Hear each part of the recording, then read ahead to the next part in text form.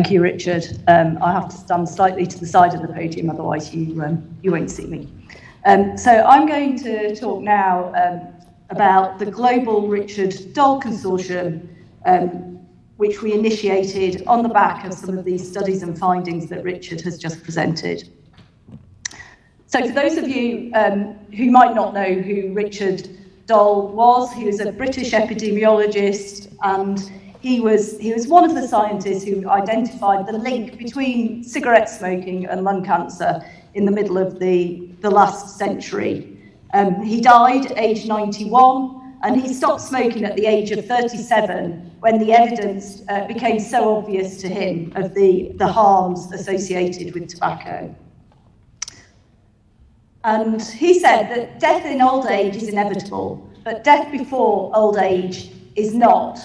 And I think data from the UK shows that this is true. So this is UK all-cause mortality at ages 35 to 69. So you've seen it already in a different way from Richard, but you can just see how the death rates have more than halved since the 1950s down to the 2010s for both men and women. And this is largely but not wholly, largely due to decreases in vascular mortality, which has been decreasing rapidly since about 1980. And that's gone down by about 3/4. So in 1980, about 16% of 35-year-old adults would be dead by the time they were 70. Contrast that with 2010, about 4% of adults, 35-year-old adults, would be dead by the time they're 70. So it is possible to avoid death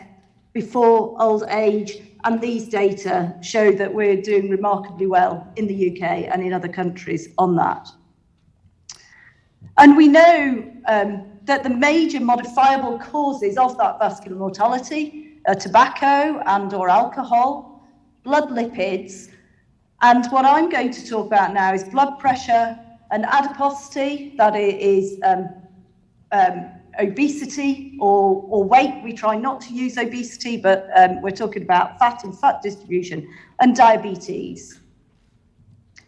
But the evidence for these causes still comes mainly, although not wholly, from high-income countries. And this is work that I did for my PhD back in the late 1990s. And it's easy to forget the controversy that still surrounded blood pressure and blood pressure lowering at that time. And so we got data together on 1 million participants from 60 countries. And at that time, the data really were mainly from North America and Western Europe. About 90% of the data came from Europe and Western Europe and North America. But this was by far the largest data set that had ever been put together on blood pressure. And we saw that in every age group, there was a continuous straight line association between higher blood pressure and higher risk. So here we've got risk on a doubling scale, but you see this straight line relationship, so that at every age, at least up to age 70, for every 20 millimeters of mercury lower systolic blood pressure, there was an approximate halving in the risk of coronary heart disease mortality in that age range. And this contrasted quite markedly with what was thought at the time, or some studies at the time that felt that actually maybe it could be dangerous to lower blood pressure in old age. There was a J-shaped association. In other words, that you got to a level of blood pressure below which you were actually doing harm by lowering blood pressure more. And this was because most of the studies at that time were just too small.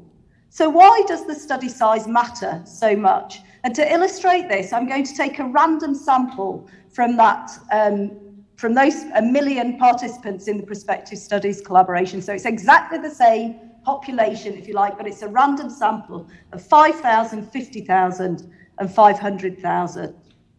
And so if we just look in studies of a few thousand, you see that really it's all over the place. You can't see anything from these studies, and this might be the sort of thing that happened, that people looked at people in their 80s, and you see here there's maybe some suggestion that higher blood pressure was associated with lower risk. It's really all over the place.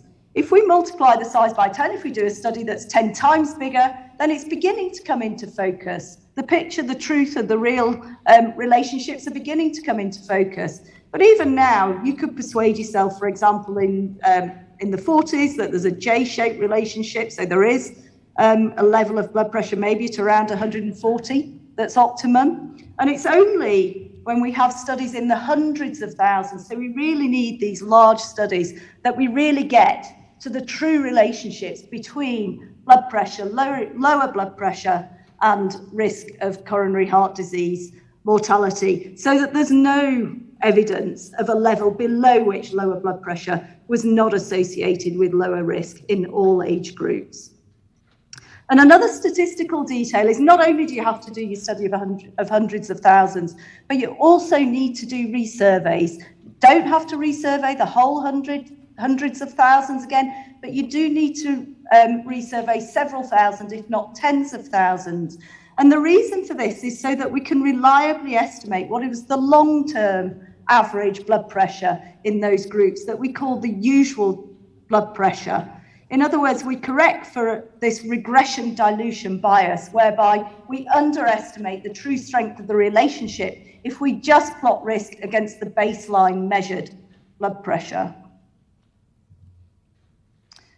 And then we've looked at this in different populations. So here are just 4 studies that I've been involved with, two in Central America, Chennai in South India, and Russia, Siberia in Russia. And you see that in actually the relationship between systolic blood pressure and coronary heart disease mortality is actually quite similar in these different populations. Quantitatively slightly different, but qualitatively really remarkably similar, with an approximate doubling in risk for every 20 millimeters of mercury. But what we have found, and also that high blood pressure is actually common in most countries. But what we did find was that within those countries, there were really very different rates of treatment and control of the blood pressure. So similar effects, relationship between blood pressure and coronary heart disease mortality, but different rates of treatment and control. If I move on now to adiposity, or the body mass index, so that's the weight divided by height squared, which is the most commonly used measure of obesity. We saw very different relationships in different populations. So here are data from the global BMI mortality collaboration. This was data on 4 million never smokers in North America and Europe. And here we see a very strong relationship between BMI and coronary heart disease mortality, so that every 10 units of BMI approximately doubles risk, so approximately equivalent to those 20 millimeters of mercury systolic blood pressure. That's in North America and Europe. What about in other parts of the world? So this is a study of 500,000 by Dr. Gajalakshmi in Chennai in South India. And she again looked at the association between BMI and coronary heart disease mortality and saw a strikingly different relationship. In other words, very little or no association between BMI and coronary heart disease mortality among these adults in Chennai in South India. Now, this is not to say that obesity and adiposity aren't important in Chennai or in this South Indian population, but rather maybe BMI isn't a good measure of that adiposity in those populations. Now, one of the things I think we're focusing on today is about getting the analysis right, and there were some really important details in these analyses. We excluded prior disease and we omitted early follow-up, and the reason we do that is for something called reverse causality, where it's actually the disease itself is causing the BMI to change. And so we want to avoid that bias.